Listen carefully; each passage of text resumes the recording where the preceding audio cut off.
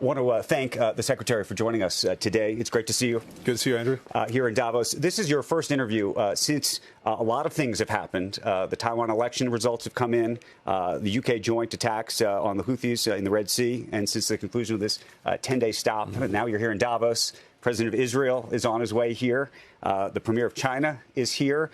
You now have President Zelensky of Ukraine here. So a lot going on, and we want to touch on all of these different component parts. But you just got off a plane this morning here. What is your ultimate goal in terms of coming to Davos, and what are you trying to do? Well, first, when you went through that litany of things, it shows you why, for better or worse, we're in a growth industry these days. But look, here in Davos, it's an incredible convening point. You've got, of course, leaders from the entire world coming here, including from many of the places you just mentioned. You, of course, have an extraordinary showing from the private sector, critical partners in so much of what we're trying to do around the world. Have everyone in the same place at the same time. Right. Not only convenient, it also creates some really interesting, synergies, right. Just bringing people together in interesting ways. Davos is a great place to do that. Let's go down the list of maybe crises or big, at least hot topics that are being discussed here, starting with U.S.-China relations. As it relates to the Taiwan election, new president in place, you came out with some comments congratulating him on his victory. What do you believe it means for the U.S. and China right now? Does it up the risk that something's going to happen?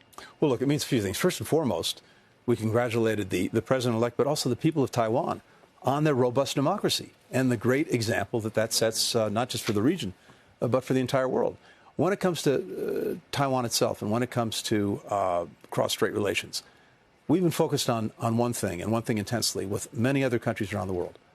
Peace, stability, no change to the status quo, the peaceful resolution of any differences.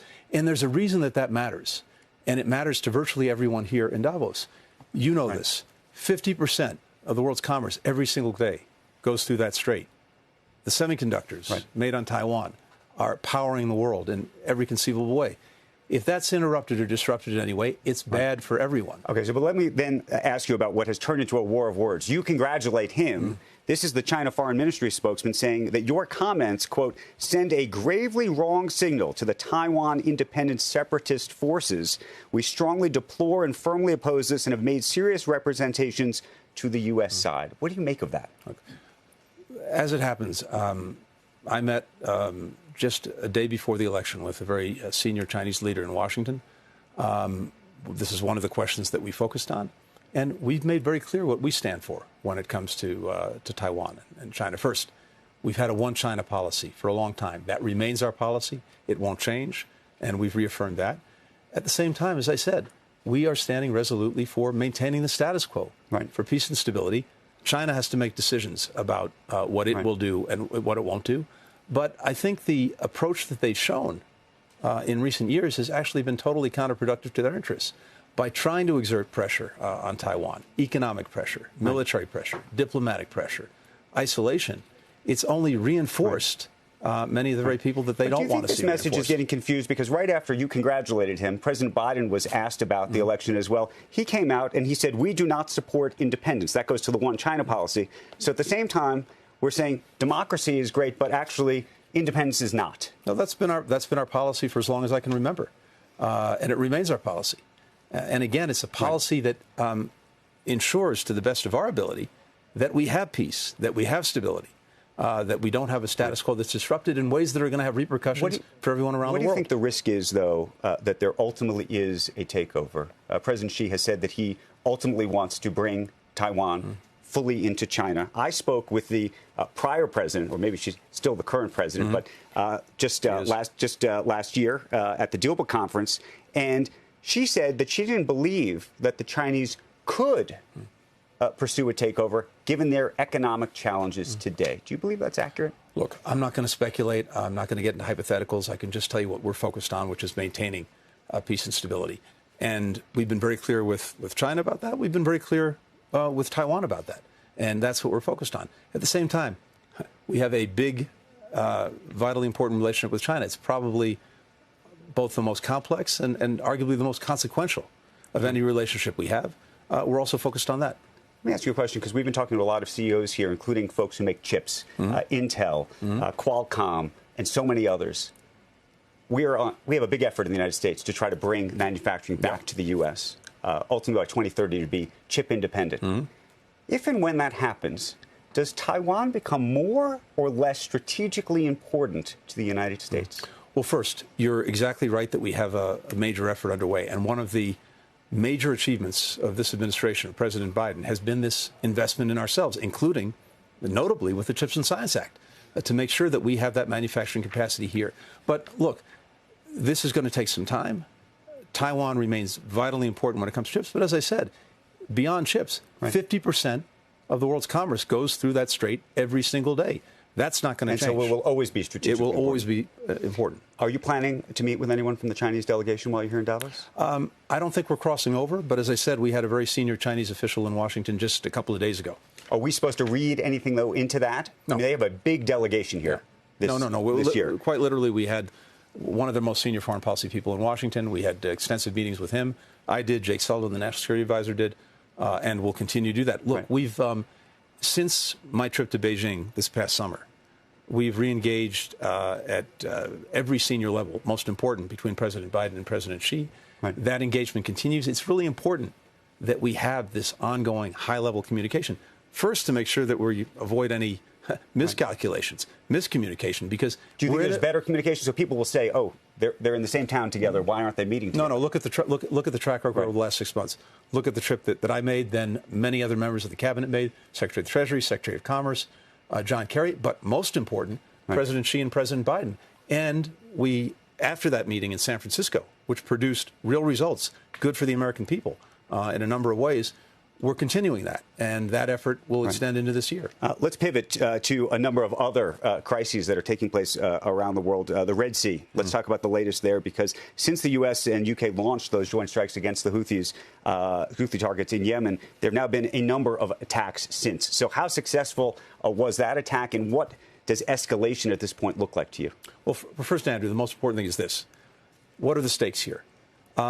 We've not wanted to see escalation anywhere since October 7th, and we've been working every single day to prevent it, including in the Red Sea.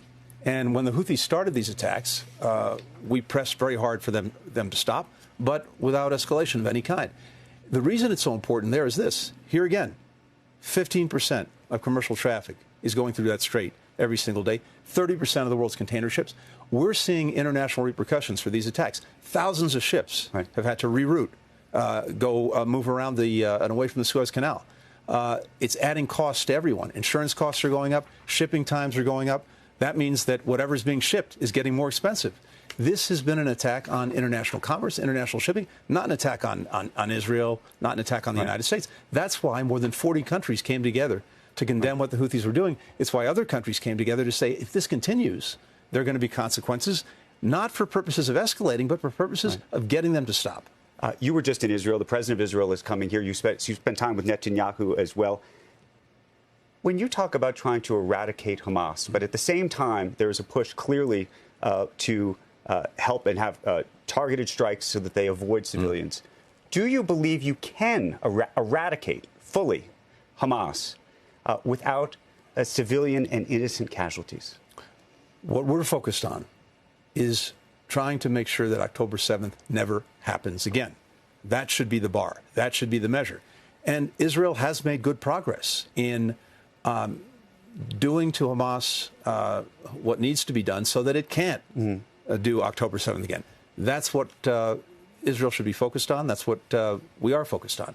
At the same time, we've said from day one that how Israel does that matters vitally. And that is especially true when it comes to civilian casualties. Far too many Palestinians, innocent Palestinians, have been killed. And, of course, for those who are living in Gaza, they're in a very, very difficult, dire situation. We're trying to get much more humanitarian assistance into them. So since your visit, Netanyahu said the following. He said, "We are continuing the war to its conclusion to total victory. No one will stop us." What do you make of that? Is that a message to you and the United States? I can't speak for the Prime Minister. I can just tell you that from day one, we've strongly supported Israel's right to defend itself, strongly supported its right to try to ensure that October 7th never happens again. But at the same time, we want to see this conflict come to an end as quickly as possible. And until it does, we want to see everything possibly done to protect civilians and to get assistance to those who need it. Too many people are suffering in this conflict, and we're trying to do what we can to alleviate that suffering. There is clearly a divide around the country and around the world about how the Israelis are going about this and about the U.S.'s support for it, including inside the White House itself, with members of government literally walking off the job. I want to read you something that Speaker Johnson tweeted out in the past 24 hours. He says, any government worker who walks off the job to protest U.S. support for our ally Israel is ignoring their responsibility and abusing the trust of taxpayers. They deserve to be fired. What do you think of that? Look, we've had, I can just speak for the State Department. We've had a number of people in the department since October raise questions, raise concerns, raise criticisms of policies that Israel is pursuing, policies that we're pursuing. And the kind of place that I want to have, the institution I want to have, is a place where people feel comfortable doing that. Right. We have something called the dissent channel that allows anyone in the department to raise a concern. We've had a number of those. I read every single one. But walking off the job, look, fireable? From my perspective, I want to make sure that people feel that they can say what they believe, express themselves. But then, do they ultimately have to get behind the position of the State Department? They ultimately have to be on the job and do their jobs. But the main thing is this: people feel the need to speak up and speak out.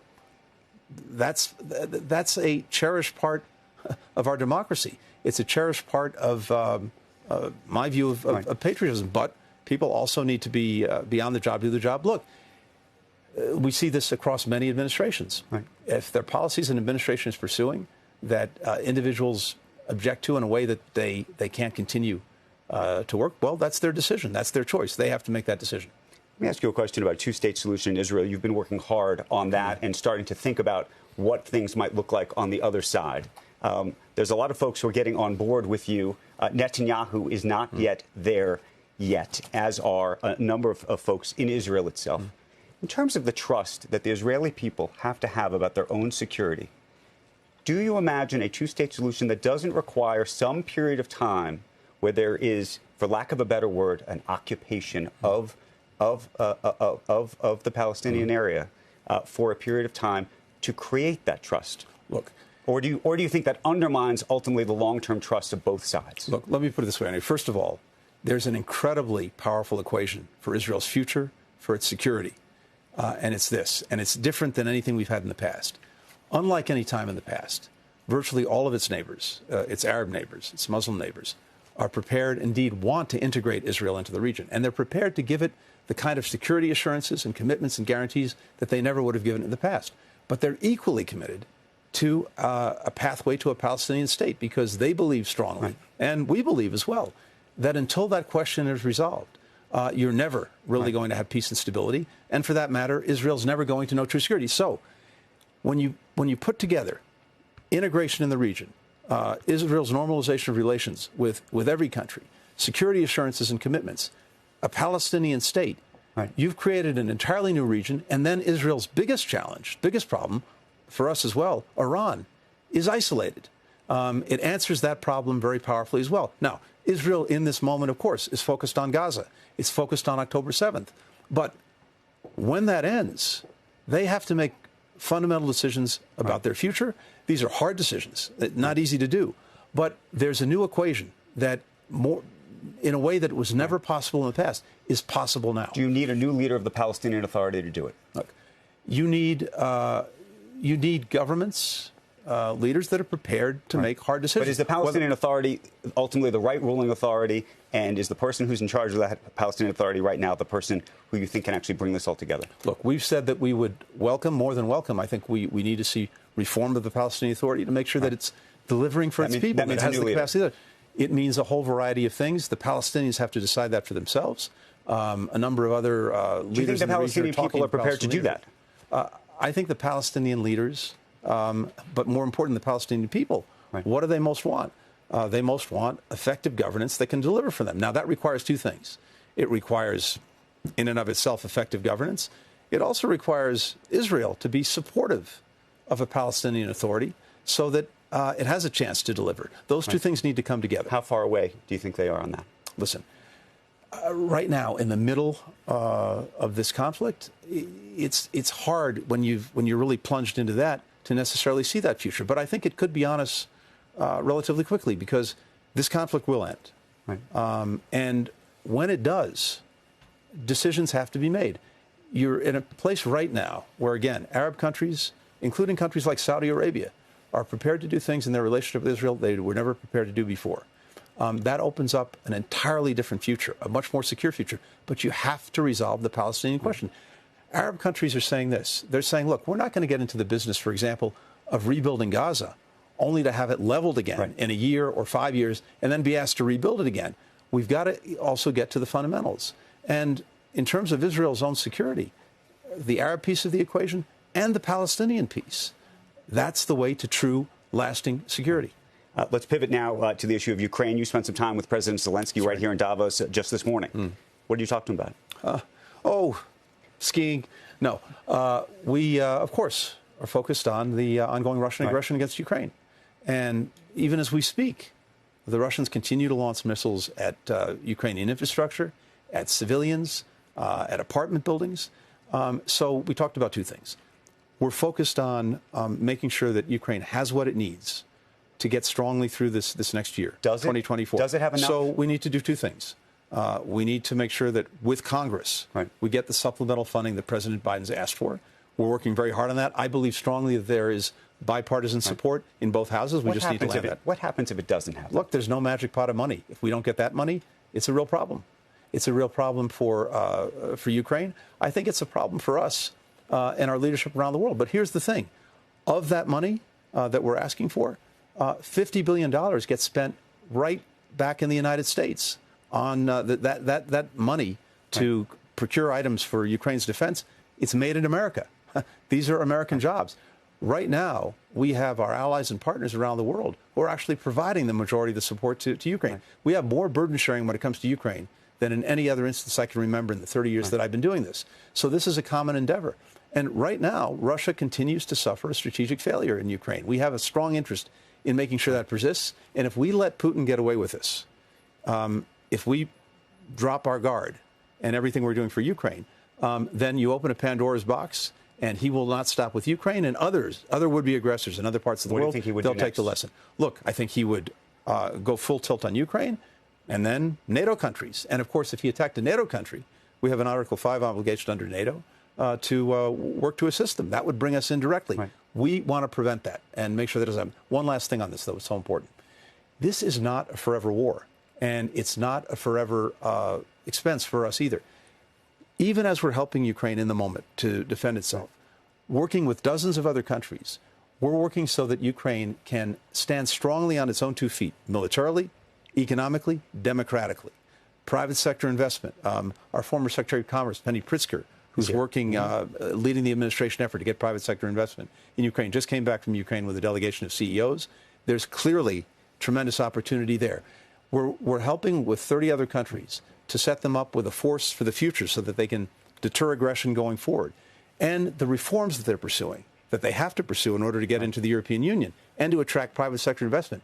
You put those three things together, you can see a Ukraine that not only survives, but that thrives. That's the best answer to Putin. And it's also the best answer for us because it means they'll be off on their own 2 feet. We've talked about a number of issues around the world that you're dealing with now.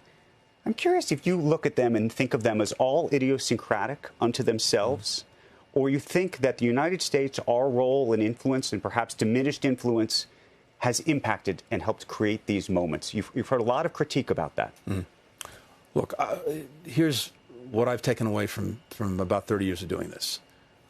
One, when America's not engaged, when we're not leading, then one of two things. Either someone else is, and maybe not in a way that advances our interests and values, or maybe just as bad, no one is, and you get a vacuum that's filled usually by bad things before it's filled by good things. What I'm hearing around the world everywhere I go is a thirst, a hunger, a desire for our engagement, for our leadership. But they also talk about the polarization in Washington and the dysfunction in Washington. Well, we've done two things.